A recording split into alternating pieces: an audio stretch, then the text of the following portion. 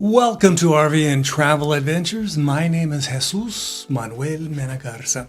Today I'm going to be talking about something close to my heart, my identity, my nationality, my heritage, my Mexican heritage, and talking about traveling to Mexico as compared to somebody who doesn't have that heritage or that experience.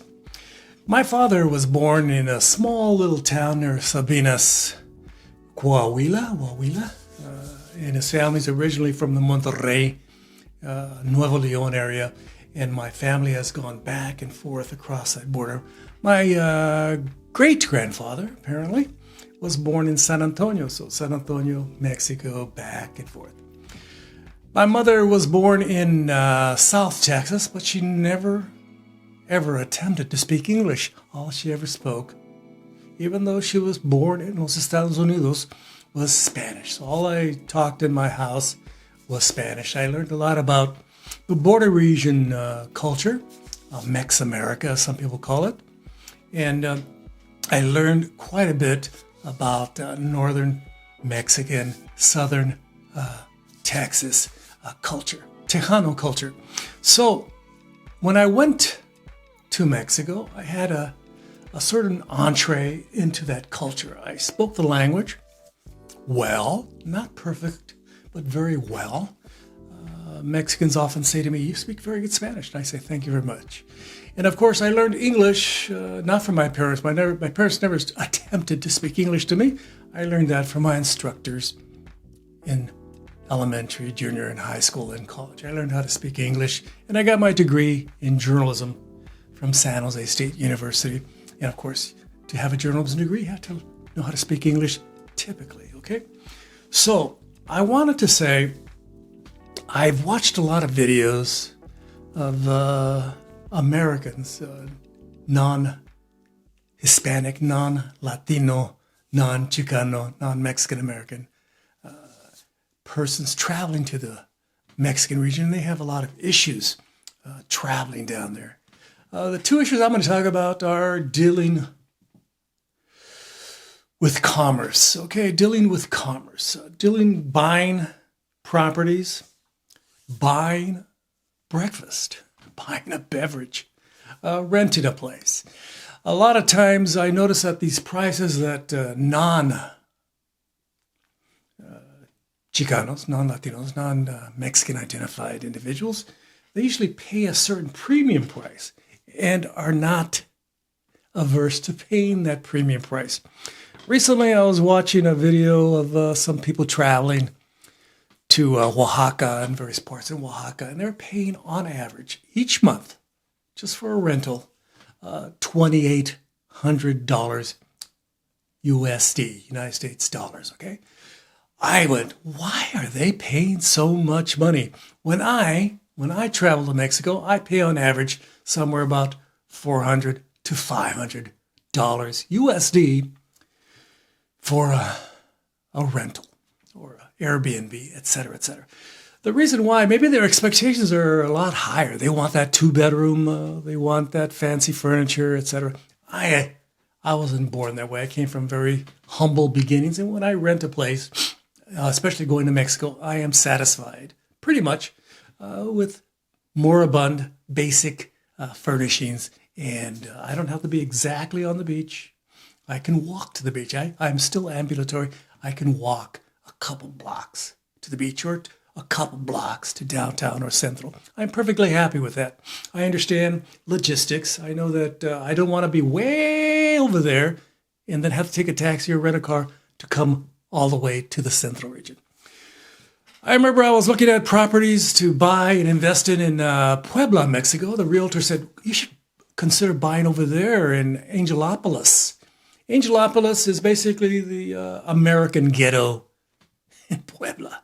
It's designed, all these tall structures, very affluent shopping centers, all the upscale amenities were right there. You get the BMW dealership, you get the Porsche dealership, you have these beautiful apartments and houses that you can buy, condos, with all the amenities. And of course, they steered me in that direction. I don't want to go there. I want to go here in the central region. I want to look at properties.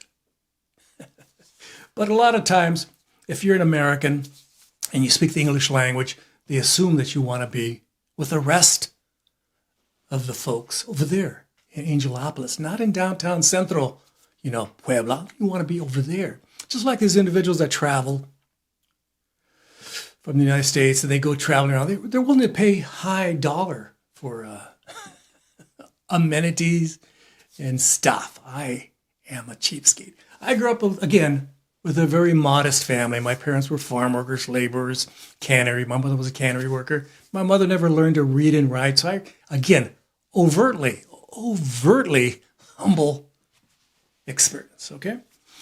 So when you come from that experience, you don't want or desire, you're too big a cheapskate. You said, I know what a taco looks like. It looks like this. It does not have to come with all these unusual, stuff, and I don't have to have that tall beverage on a tall glass with a little umbrella on it. I don't have to have that. I just have to have a taco. In fact, I'll take 2 tacos. I'll take a beer. I'm pretty happy with that. Or a Diet Pepsi, or they call it in Mexico, Pepsi Light. Okay. So there is that experience that differentiates me from a lot of quote unquote gringos, Americanos, people that travel from Canada, United States, Europe, etc., to go to Mexico and they have certain expectations. Again, I have family that's on my wife's side, and she's a German American, and her family lives in Iowa, and those in that area. And when they go to Mexico, they expect to have the quote unquote. They go to Cancun. They have all the what do you call it when you get everything included, and you barely ever leave your hotel. You're in your hotel. You're drinking. You're eating. Then you go on the beach, walk around the beach, come back, eat and drink, and then pass out in your hotel. That's perfectly fine. That's a lot of Americans expect that. They go, wow, that's a great experience. As compared to me, when I visited family in Cancun, and I actually walked from this gated community to another part of town in Cancun, and then I had lunch down there, and I walked, and then I walked there, and then I walked there, and I went there, and I went there. I actually visited the various communities in Cancun, Isla Mujeres, Puerto Morelos, the list goes on, all those different communities. I actually enjoyed going to there, driving down there, and then walking around, enjoying the experience. And of course, I have the ability, since I do speak Spanish, on a scale of 0 to 10, 10 being, the prince's, the king's Spanish, and 0 being, barely being able to say tortilla, I'm about a good 7, maybe even a 6.5, maybe an 8, who knows, somewhere around that range, area of ability, capacity to communicate in Spanish. I'm pretty good in Spanish, okay? So I can order food. I can order a taxi. I can ask questions at the bus stop. I can ask questions to a Mexican and say, hey, I would like this pan dulce, por favor. Yo quiero algo simple. Or I can tell at breakfast, I can say, un cafecito, por favor, and stuff like that, I can communicate with these Mexicans. I can go to Spain and communicate with those Spaniards. I can go to Paraguay and communicate with those individuals, etc., etc., etc. So I'm very lucky in the fact that I have that experience and that knowledge. And again, some people don't have that capacity. So Americans are paying a lot more, typically, the gringos are paying a lot more than I am for stuff because I have lower expectations, first of all. And I'm a cheapskate, to be honest with you. I can't rationalize spending money. Even here, when my wife wants to take me to an expensive restaurant, I go, I don't even know why we're spending $50 each on a meal. It's a waste of time on me. This is not what I want to do. I'd rather go down the street, go to a simple Mexican restaurant, order the $12 meal, and I'm super, super, super content. And I like it. That's what I'm used to. That's what I feel comfortable with. But Americans, they want to do this. The gabachada wants to do that. That's a term, gabachada, for non-Latino Latinos in the United States. That's what it can be considered derogatory, but So, I have certain expectations when I go to Mexico. Another thing I wanted to talk about is compassion, actual compassion and understanding of the Mexican people.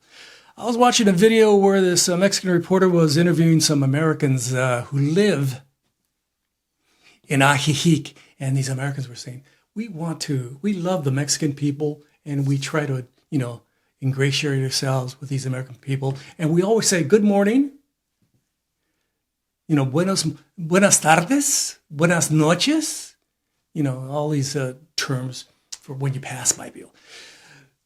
The American and the Mexican, probably when they interviewed them, didn't understand this is small town Mexico. Ajijic is small town Mexico. If you go to Mexico City, you go to Guadalajara, you go to Monterrey, any of the big towns, they're just going to walk by you and not even say hi to you. They're just going to walk. They're not going to say, buenos dias.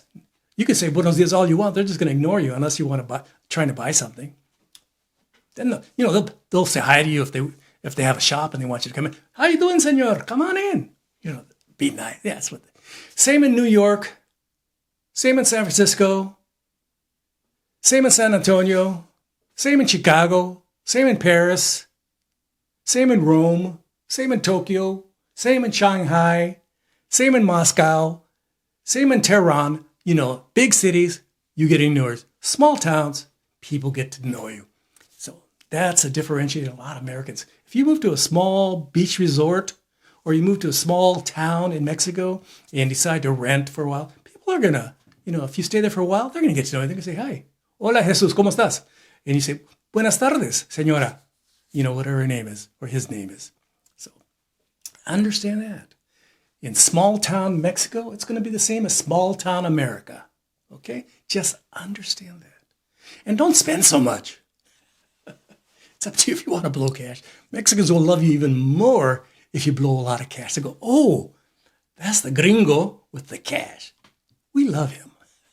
There comes Jesus. He has no money. He's a cheapskate. Hola, Jesus. We got some cheap-ass crap over here if you want to buy it. Just, we'll give you something barato, cheap, okay? This has been Jesus Manuel Menegarza talking about my heritage, my experience, and my knowledge of Mexico. I enjoy going to Mexico. I've gone all over Mexico, from Veracruz to Cancun, to Mazatlan, to San Blas, to Oaxaca, to Puebla, to Monterrey, to Saltillo, to all the border towns. The list goes on and on and on and on. I've been all over that place. I've taken a train down there. I took a train in 74, went to Mexico City, and we drove to Veracruz, and we drove back. I've taken buses here and there and here. And of course, I've even driven my car. I've driven from here all the way to the center of Mexico, and also down the Baja. The list goes on and on and on and on.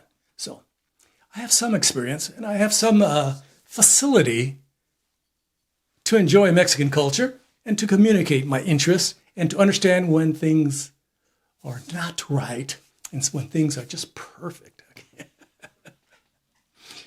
Thanks for watching my video. Don't forget to like, subscribe, and share. I would greatly, greatly appreciate it. I would greatly appreciate it. Thank you very much. And of course, leave your kind and friendly comments below, abajo.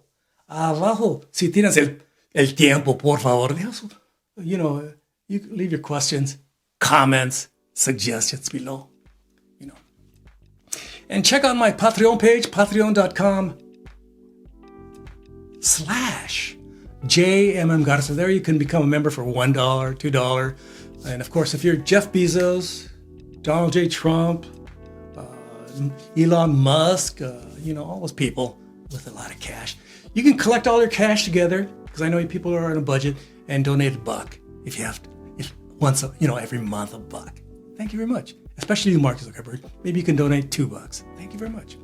And of course, I do have memberships. You can join this channel and get early access to movies. These videos, not movies. These videos that I produce, these modest videos. Again, this channel is my hobby. I do not derive tremendous amounts of income from this channel. I do already have investments. I own my house and I have money in the bank, etc. And it's growing every day. Very nice. Thanks to my wife, who's my money manager.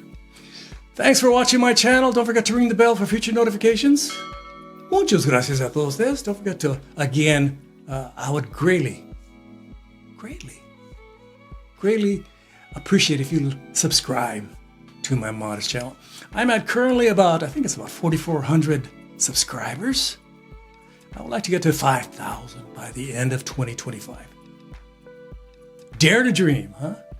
Muchas gracias a todos ustedes. Don't forget, adios. I always forget my last outro part. Let me do it again. Gracias. I'm getting old. I'm going to turn 73 this year. Gracias. Adios. Bye-bye. From Fort Worth, Texas.